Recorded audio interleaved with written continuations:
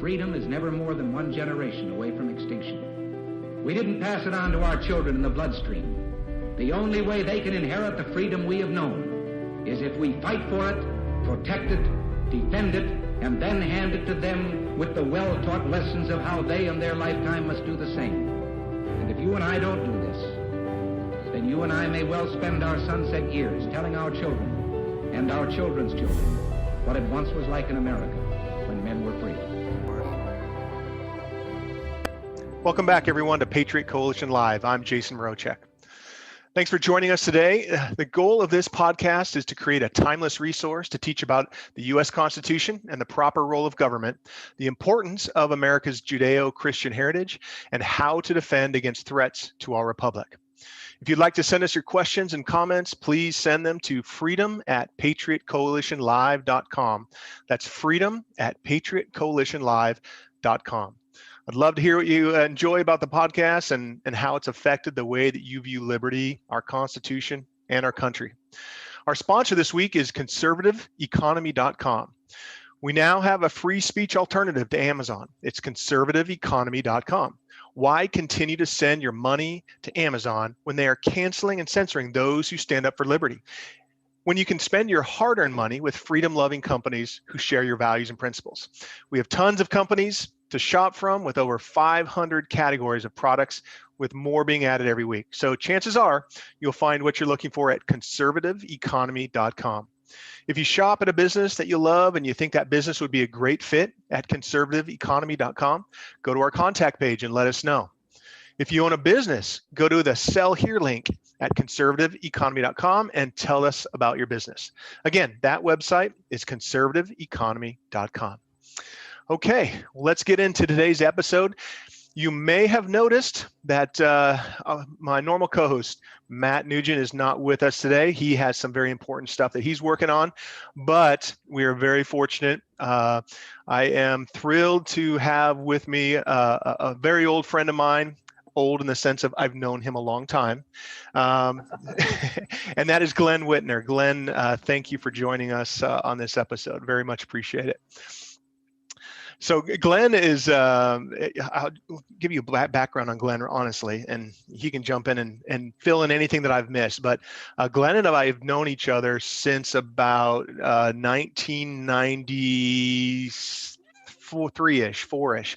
When I first got to West Point, he was a year ahead of me there. He's a West Point grad. And we got, yeah, how many? 24 years. Oh my goodness. Yeah, so 24 years, right? So I only met him at West Point. We were in the same club together. And so I knew him throughout the 4 years we were there. Come to find out, he and I went to the same exact high school.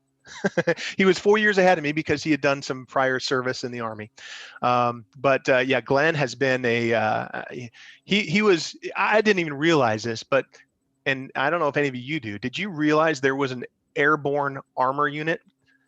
I didn't know that until I met Glen. He was actually an airborne armor cav scout in the Army before he went into West Point, and then afterwards he branched infantry. So Glen, again, welcome and thank you. What did I miss? Anything else everybody should know about you? I know you're happily married. You've got 6 kids.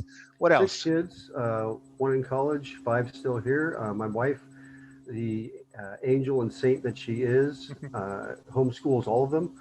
And let's see, I'm a fitness instructor, a firearms instructor, and I did 24 years in the military, and just happy to be here and support you on the podcast. Yeah, no, I very much appreciate it. And as modest as he is, he left out his current venture, and that is he is currently the business director of business development at conservativeeconomy.com. So very instrumental. Yep, very instrumental in all the success that we've had so far and that we will have in the future. Okay, so having said that, the title of today's episode is Article 1, Section 7, passing bills and resolutions in Congress. So this will be a two-parter.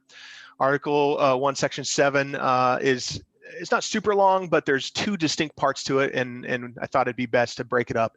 So today we're just talking about the clause that deals with passing bills and resolutions in Congress. So As a quick review, Article 1 is all about Congress. Article 1, Section 1 basically says our legislature is bicameral, meaning that it is comprised of 2 branches or chambers and is granted all lawmaking authority by our Constitution. And again, I can't stress this enough. No one else is allowed to make laws in our nation except for Congress. Article 1, Section 2 deals with the House of Representatives. Article 1, Section 3 deals with the Senate. Section 4 deals with the times, places, and manner that congressional elections can take place.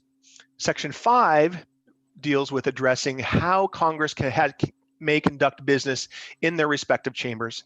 And then Section 6, which we dealt with last week, deals with congressional pay and privileges. So if you missed any of those episodes, they're all archived for you with our notes and everything on our website at patriotcoalitionlive.com. So again, getting into today's topic, we're talking about Article 1, Section 7. It says, and I'll read as we normally do directly from the Constitution. It says, quote, this is Clause 1, all bills for raising revenue shall originate in the House of Representatives, but the Senate may propose or concur with amendments as on other bills. Now, many mistakenly believe that this section applies to spending money as well as raising revenue, but it clearly states, quote, for raising revenue. So this is basically how they are able to bring money into the Treasury. When we will talk ad nauseum about how we spend money or should spend money. Coming up here in a couple of weeks, we'll get into Article 1, Section 8, and it's all about that with the enumerated powers. We're going to dig deep into that. We'll talk about how the general welfare is misused and abused over and over again. And so there's more to follow on that. So if we are dissatisfied with how our representative is spending our money, or they're voting on spending the money, we only have to wait at most 2 years to replace him, right? And that was one of the key features of why they ultimately decided on that all bills for raising revenue originate in the House. I should say, if we're not satisfied with how they're voting on raising our taxes, right? Not necessarily spending. So one of the, we always like to go back to the original documents. So, we do our research in the, on the Constitutional Convention. We want to know what the state of mind is, what the context was when they were discussing and deciding what was going to go in the Constitution. So one of the delegates in the Constitutional Convention, his name is Yates. He actually took notes. So these are some notes that he took on Elbridge Gerry, one of the other delegates. He said, Mr. Gerry moved that the first branch shall have the only right of originating bills to, quote, supply the Treasury. So it talks to their frame of mind that they're only talking about how we're going to get money into the Treasury. Who gets to decide that, right? So again, going on with some of Elbridge Gerry's comments, he says, the House of Representatives was more immediately the representatives of the people, and it was a maxim that the people ought to hold the purse strings. Well, this makes sense, right? I mean, if we are close, if we want to make sure that we retain very close control on who gets to decide how much money they're going to take out of our bank accounts, in today's world, right? So those people are the ones that we're electing every 2 years. And they're the ones that are closest to us in terms of, it's not a state senator where they represent, 24 million people. They only represent, close to 800,000. So this is where, I had that question on if they're to represent the people more accurately, why do we have people who are in office for decades upon decades? In fact, I think the person who holds the record was in there just shy of 60 years. So when you have somebody who's representing us for 60 straight years, how does he actually know what the people really want and what the people need? It seems to be when we have these people like Nancy Pelosi, Chuck Schumer, and all these people who've been there for decades and decades, they've lost touch with reality.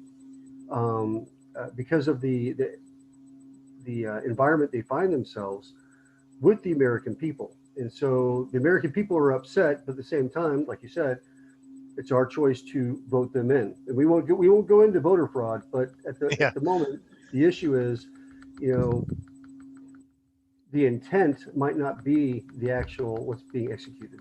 Yeah, no, you make a great point, right? If you're in office that long, it's a natural progression that those representatives probably, I don't want to say care less and less about what their constituents think, but they realize that they're pretty secure in their positions, and they probably don't have to respond as, as nimbly as, they don't have to be as responsive to them to know that they're still going to get elected if that's what they seek, right? So Right. it's a great point. So how is it that even if they're closer to the people, if they're not as responsive, that kind of breaks the spirit of what they're trying to get to here. Well, it's the old maxim, power corrupts. Absolute power corrupts absolutely. Yep. And the problem that we have in government, with government being corrupt, is that you have the same people, not only in the Congress, but in the infrastructure of government. You have these bureaucracies that are in power, and these people who've been in place for 30, 40, 50 years, and that kind of power, that kind of authority tends to corrupt and make people feel like they're omnipotent. Yeah, the longer they're in there, the longer they've just kind of been getting the check mark on the ballots every time, the more probably comfortable they are in saying, yeah, we could probably raise taxes a little bit more. There's a few pet projects that I could fund so that I get that golden parachute when I get out of Congress, and I can get somebody to scratch my back, right? But you also pointed out, a previous discussion that we had, that, ultimately, whose responsibility is it to make sure that if we don't like that person in office, we have to vote them out? Now, that's easy to say when you and I, Glenn is here in Texas with me. You and I are here in Texas. We don't like, let's say, what Nancy Pelosi's doing, or Chuck Schumer, or Alexandria Ocasio-Cortez is doing, right? Yes. She's a special kind of stupid. But should we have a right to say, no, we don't want them to be in Congress anymore? No, we don't, right? Because we don't want their constituents saying, oh, you know what, Ted Cruz, we don't like that guy, and so he should be out of office, right? So we definitely have to respect the structure of how they're elected. But to the point that we made earlier, if they keep getting elected, it's because their electorate continued to elect them. They're not dissatisfied enough in that district where they kick them out, and so therein lies the problem, right? It's okay, so they represent. Right. 800,000 Americans. Now, when you get to Nancy Pelosi's stature, and now you're in charge of Congress, again, it's difficult for us to swallow, but our representatives, yours and mine, both had a vote in whether or not she was elected. So again, the majority rules, unfortunately. But you bring up a great point, and it's something we can't forget about. I know there's a lot of talk about voting, trying to get term limits and so forth. And we'll probably have a discussion on that in a different episode, because there's a lot to say about that, honestly. So I was looking in my little book here, the Constitution. Yeah. And I have to be honest that before engaging in this podcast, I've never read the Constitution from cover to cover. I've read portions of it because I'm educating my children, but in reading it cover to cover, it's pretty enlightening, and I'm kind of like, wow, I didn't really know that. But I'm trying to find the quote. I probably won't find it right now, but I think it was from George Washington. He said one of the most important things, and I'm paraphrasing here, is that we educate the younger generations on statesmanship and politics. Right. And the problem that we have now is that in our microwave, Zoom, cell phone chain generation, all the information is so quick and so immediate, and then you have the social media networks and everything. People still don't realize the importance of civic duty and getting out and voting and understanding what they're voting for and who they're voting for and why they're voting for them. Yeah. I'll be honest, I didn't really pay much attention to it up until about the last 4 years. And you're not alone. I mean, I think that both in understanding and reading the Constitution and in civic engagement. I mean, there are millions and millions of Americans out there who are in the same boat or are just now becoming, entering what I call the awareness phase, where like, oh, maybe this stuff is really something I should start digging into. Right, and like we talked earlier yesterday, getting into your local politics. Because local politics affect you immediately. Yes, that's and right. A lot of people don't understand, like you were talking about knowing your sheriff. I'm like, I have no idea who my sheriff is. I'm like, I wrote that note down. I'm like, I need to find out who this guy is. Yeah. And go introduce myself and say, hey, how you doing? So I can get to know who he is, so I know whether I need to vote for him next time. Yeah, here in Texas, we don't have state income tax, but we have, pretty hefty property taxes. And so here in Texas, the majority of the money that gets taken out of our paychecks or that we have to send into a government entity is locally driven. The majority of it is. Yeah, there's still some at the federal level, but regardless, all politics is local, and here in Right. Texas, even more so. So getting back to the point, we need Yep. to vote, and we need to vote these people in or vote them out. But and one of the things that we're trying to do with conservative economy is getting the right people, moral, ethical, God-fearing people into government, so we can get our country back on track. Yes, sir. It's a great and lofty goal. It's good stuff. So getting back to Article 1, Section 7, Clause 1, talking about the fact that all bills for raising revenue shall originate in the House of Representatives, right? So there's also one of the delegates in the Constitutional Convention, General Pinckney. He mentioned that the Constitution is now evaded by informal schedules of amendments handed from the Senate to the other House, right? So, and his point here is that because the Senate has longer tenure, right? 6-year terms rather than 2 years, right? They can kind of wait out. There's a little bit of churn over there in the House of Representatives. Some of them are going to leave, some are going to come in. It's not as stable. They can't form cabals as easily, and that's my words, not his. He's saying in the Senate, we can kind of watch that over there, even though they have the power to raise revenue. And they have to initiate the bill. We can kind of see how the process works as they come and go every 2 years.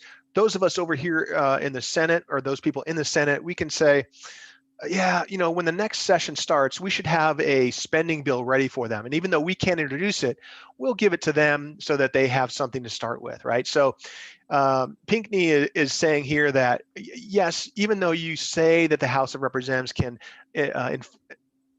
is the only one who can introduce bills for raising revenue, there is a way around that, and he is right. And so then we have to depend on the character of those men and women in the House of Representatives to make sure that they're not just being guided by the nose ring.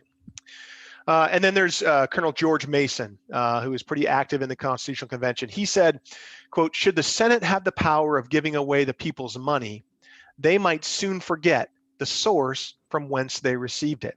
So remember back then, before the 17th Amendment, which we talked about in previous episodes, the Senate represented the states. They were not elected by the people; they were elected by the state legislatures, and so the Senate represented the states.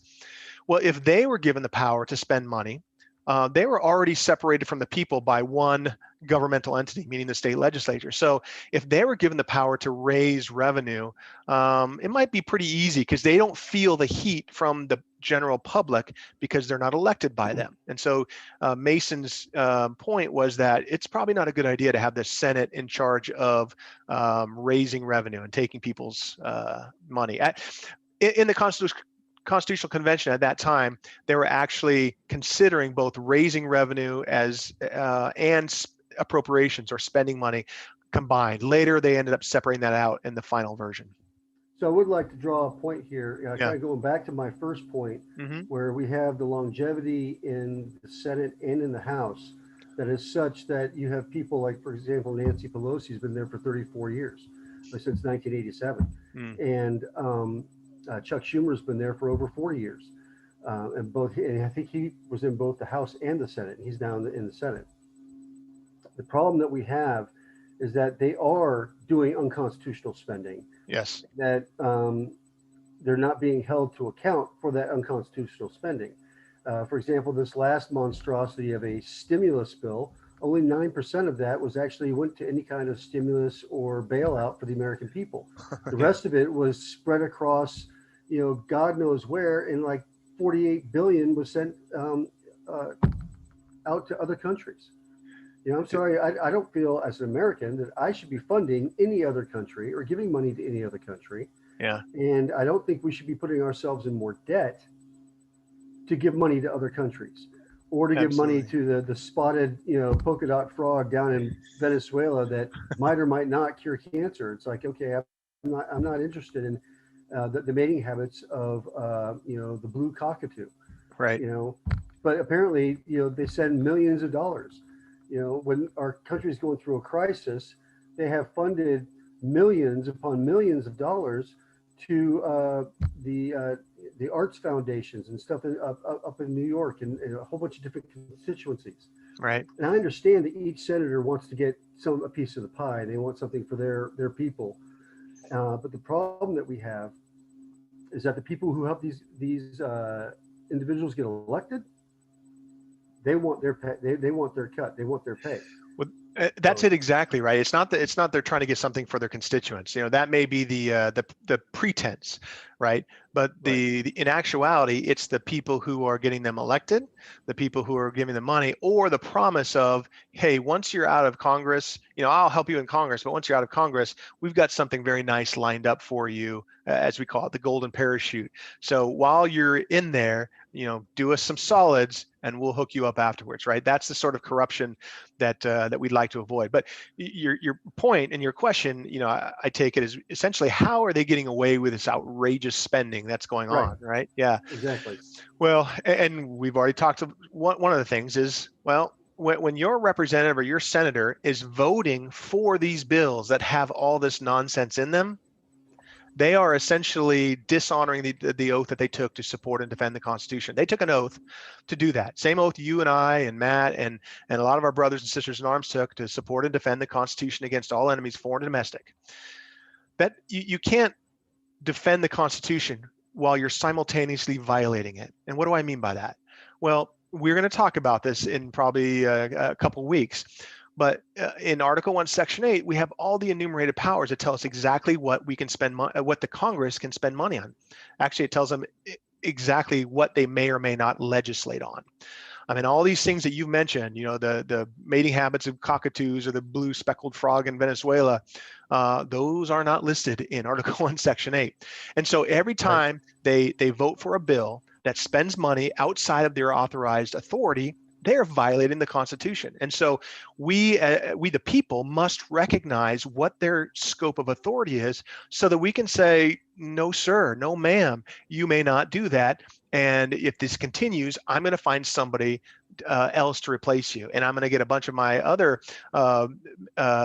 friends, brothers, and sisters who are as ticked off as I am that all my money is being spent elsewhere. And I'm going to kick you out of office. So that's one solution, right? Is we can't continue to send them back if they're doing the same thing. That's insanity. The other thing is the separation of powers, right? Congress is one thing. They can pass bills all they want, and some of them may be legal, most of them are not. We call those unconstitutional enactments as soon as they are signed by the president. But that begs the question: the separation of powers, the president is separate but equal from the Congress. When they send him an unconstitutional bill, he takes an oath that also says that he will support and defend the Constitution. If he signs that bill, he's doing the same thing. And every president has been signing these bills from Congress, these spending bills that authorizes money that they're not authorized to spend.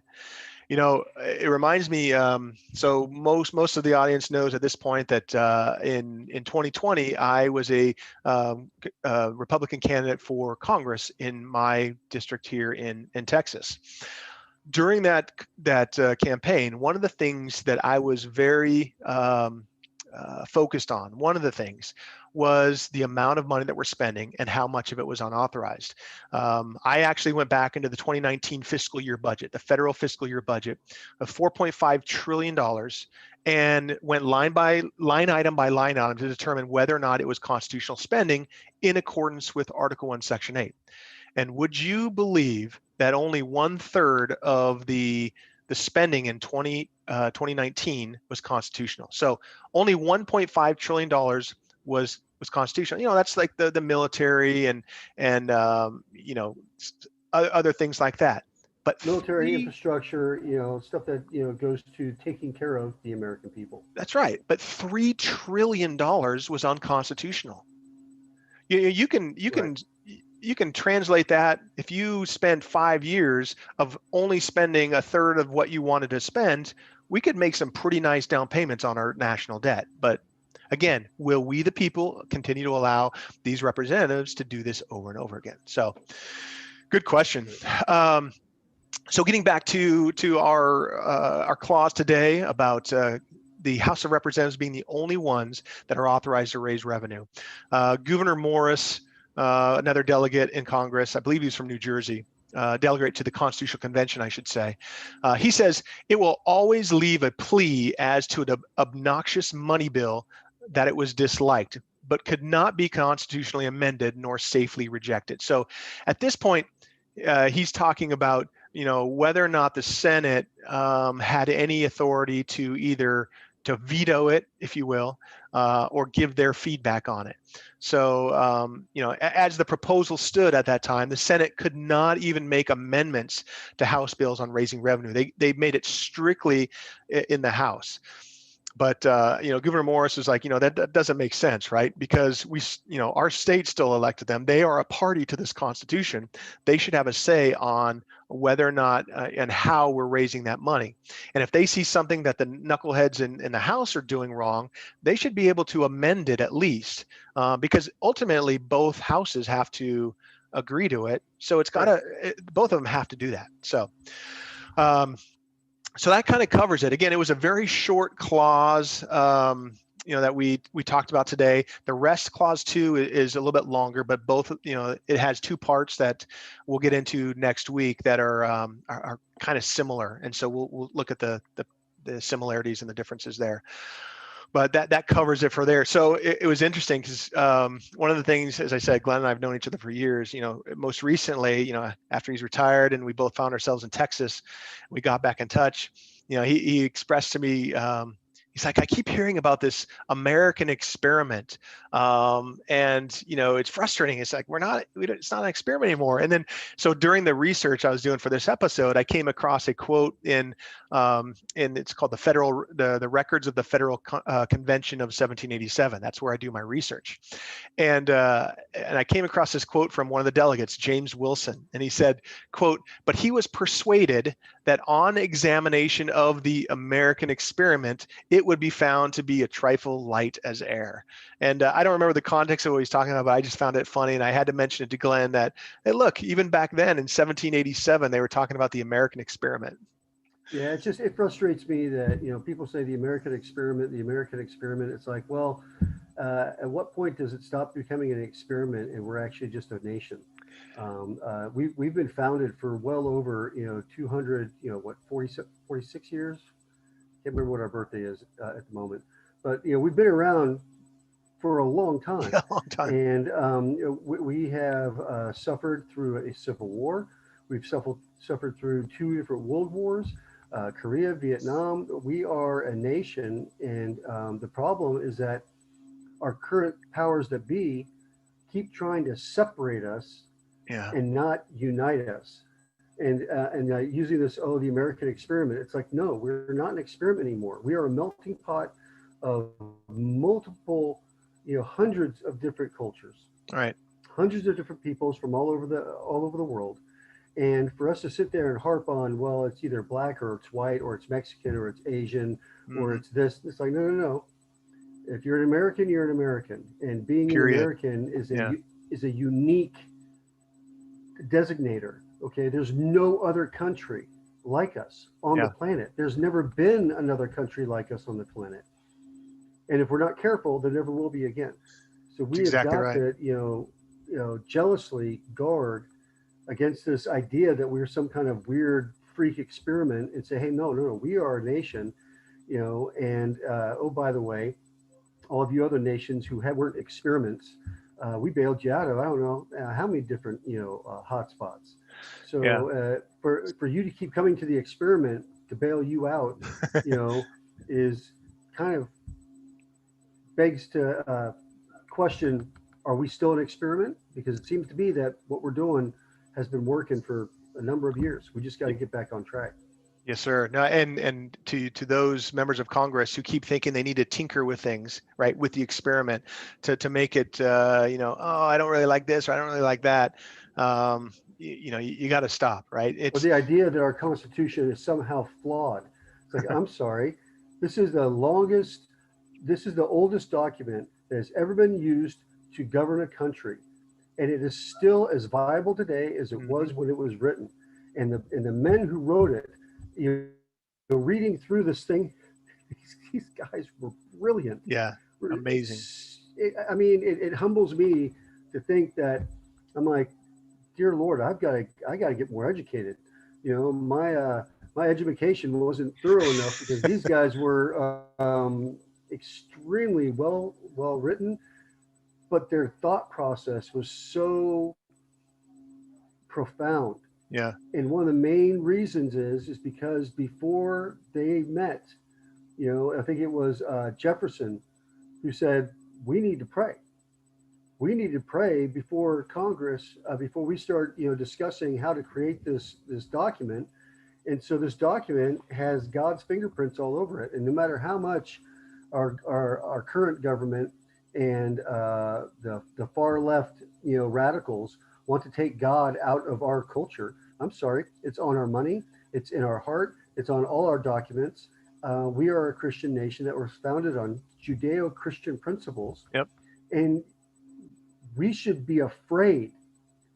We should fear taking that out of our government. Yeah, because if the hand of God is not on us, we will crumble like Babylon, like Rome, like any other empire, the Persian Empire, any other organization that had a stranglehold or a control over a certain area. It's like, look, you can go back to the, what we did to the Indians, and yes, that was bad. It was horrible. But at the same time, we were nation building. So it's a whole different world. I get so frustrated when we take the moral principles of today and try to pin them on the people who are dead, who had to execute that in the absence of orders, in the absence of understanding. They did what they had to do because that's what they had to do. Yep. It was over 130, 40 years ago. And, it's like, I'm not they were finding them. their way there. And they were making mistakes just as like we'll continue to make mistakes. Yeah, no, absolutely. So it's unnecessary for us to apologize for somebody else making their mistakes. Well, back then it wasn't a mistake.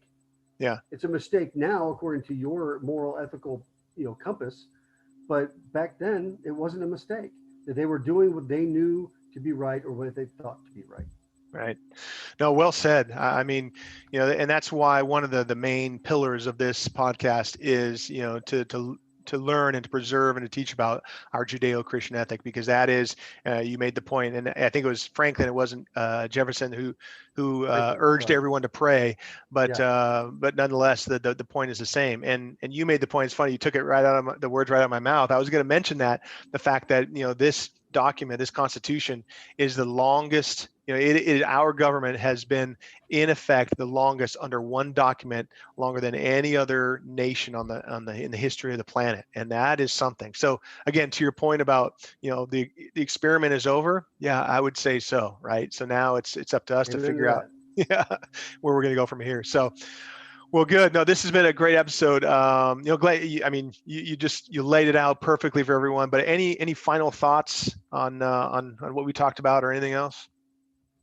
So a lot of people that I talk to, the biggest question they have, and I think we've touched on a little bit of how to solve that problem throughout the podcast, is what do we do now, or how do we fight back, or what is our next step? Yeah. In order to defeat, like we'd like to say, the three-headed monster, the three-headed beast. How do we defeat them? I mean, they're so powerful. Well, you know what? Goliath was pretty powerful too, and little David, knocked him out with a stone and then chopped his head off. Right. So, I mean, great things can be done as long as we have God at the center of what we're trying to do, and we have prayer, and He will fight for us if we only ask and we are uh, within His will. But Yep. we still need to have a plan. We still Right. need to have a way forward. Yeah, so it's one of these things that I always like, just the way that my mind works. I always like to drive at the root cause of everything, to make sure that we're not just chopping at the limbs, or hacking at the limbs, but we're chopping at the root of the problem, right? So, in Right. my mind, there's three. Well, there could be more than this, but to be very basic about it, one we've already talked about a little bit, and that is we got to vote people out who are not honoring the oath that they took to support and defend the Constitution, right? That's a Right. sacred and solemn oath that they took. It's not just like check the block to get into Congress or whatever. We've got to hold them to that, and that means sometimes we may have to make hard decisions. Somebody who's a very popular representative, and that's on your team, may be doing the wrong things too often. And that means finding somebody to run against them in the primary and supporting them.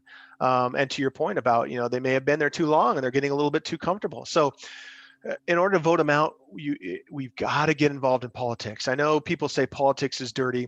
It's not politics that's dirty. It's the people involved in politics who have the Right. capability to be dirty.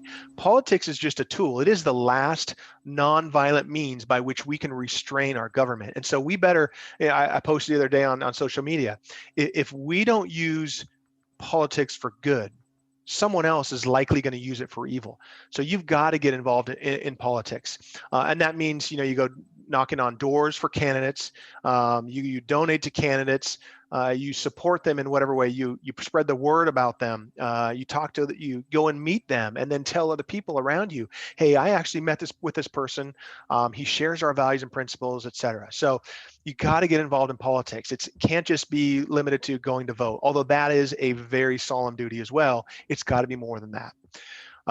The second thing that when we've talked about this in previous episodes is called interposition, right? That's, if someone is over on this side trying to take away your liberty and you're over here trying to hold on to your liberty, interposition is some entity or some person stepping in between that and trying to stop the one who's trying to take away your liberty. Interposition, right? So that looks like, and I always use this as an example.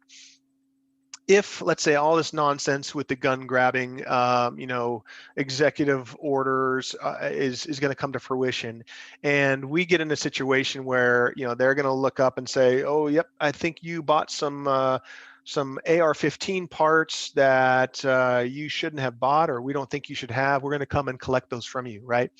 So that is a threat to liberty, right? Interposition would mean, let's say here in Texas, DPS troopers that were deployed by hopefully our governor would be there to greet the Bureau of Alcohol, Tobacco, and Firearms and say, I'm sorry, this you don't have the proper authority to go and take these weapons. They are lawfully, or weapon parts, they are lawfully owned, and you shall not pass, right? And so they just stand up for it and then put the burden on the federal government, or the central government in this case, to say, okay, are you going to physically assault state troopers in order to get into the house or not? And this gets back to our conversation about, get to know your county sheriff, right? That sheriff, we're electing him. He is beholden to nobody but us and the Constitution, obviously. And so if you don't have a county sheriff who's willing to stand between you and someone who's trying to take your liberties away from you, you need to find another sheriff. I'm proud to say that I have a fantastic sheriff here, and he's stated on multiple occasions there will be no gun grabbing going on. So that's interposition, right? Those are a couple of examples. Right. And so we've got to encourage these state officials or county officials and put them on the spot and say, what happens in this situation? Are you going to step in between me and somebody trying to take my liberties, even when it's unpopular? And then, the final thing is, we've got to stop supporting those who are working against us, right? Right now, we are spending, I think the number from January is the average family spends Matt's going to kill me because I'm probably not going to get it right, but I want to say like $1,600 a year shopping online. That sounds really low. But anyways, we're spending way too much money on That's low companies for like, my family. yeah, on Amazon, right? We know what Amazon does with the money. We know what the Bozo family, Jeff Bozo and his ex-wife, they're spending money on people who are fighting against our liberties. So why Right. are we going to continue to send money to them? It would be like us, sending fuel to the Nazis while we're fighting them in World War II. Or as a friend of mine, I think it was Todd, told me the other day, well, Ford Motor Company was making tanks for them. And I didn't remember that, but why would we do that? That's like shooting ourselves in the foot. So rather than sending money to your time and attention and your dollars, let's say to Amazon or Facebook or watching some mainstream media program, why not start supporting others that are not going to work against you? It seems simple to me. So obviously that means companies like conservativeeconomy.com, where we've got a ton Right. of different businesses on there where you go and say, look, this is not Amazon. You're not giving your money to the bozos, and you can spend money with small companies who are looking to support themselves and are going to have to share the same values and principles, right? Right. Or So at a bottom very line minimum. Go yeah, ahead. put your money where your mouth is. Absolutely. That's the biggest issue. Is I have tons of people that I talk to. They're like, oh, this is wrong, this is wrong, this is wrong, and they have Amazon showing up at their door. I'm like, well, if you think it's so wrong, okay, then why are you supporting? Why are you have more people going on Facebook? Why do we have, why aren't we switching to MeWe or to Gab or to Rumble or to other conservative sites that support what we believe? The problem is that these people are so big and are so ingrained, and they got big and ingrained before we knew what they really stood for. That's right. And then in They're this last year, they pulled back the curtain and said, hey, we don't like you people, but you can't do crap about it.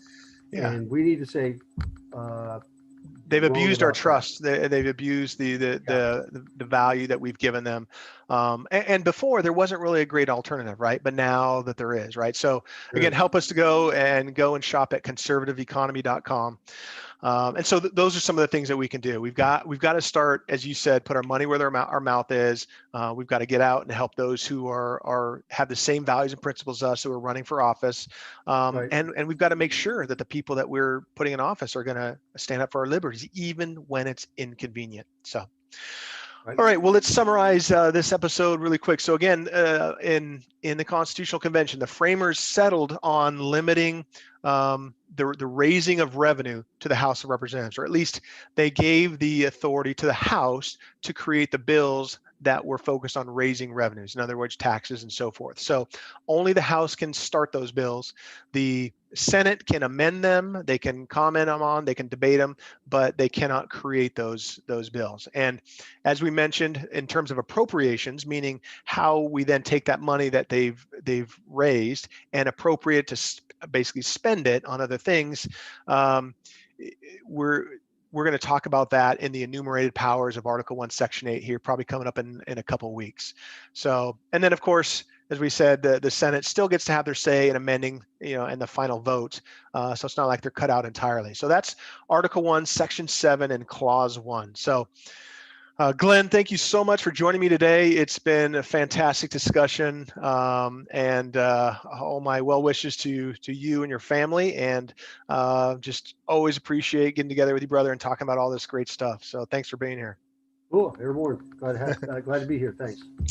Folks, remember again that you empower those whom you spend your time, attention, and dollars. So if you spend your dollars with Amazon, you empower them to cancel and censor people with conservative principles and to give billions, that's billions with a B, of dollars to the enemies of liberty. So now when you shop with freedom-loving businesses, like you'll find at conservativeeconomy.com, you weaken those who mean to do us harm, and you empower freedom-loving companies, and you help us out on this podcast at the same time. So come find some great products at conservativeeconomy.com. And if you're not already a regular subscriber of this podcast, please subscribe wherever you get your podcasts at, places like iHeartRadio and Spotify. And again, Thanks again, everyone. We will see you here next time. Take care. God bless.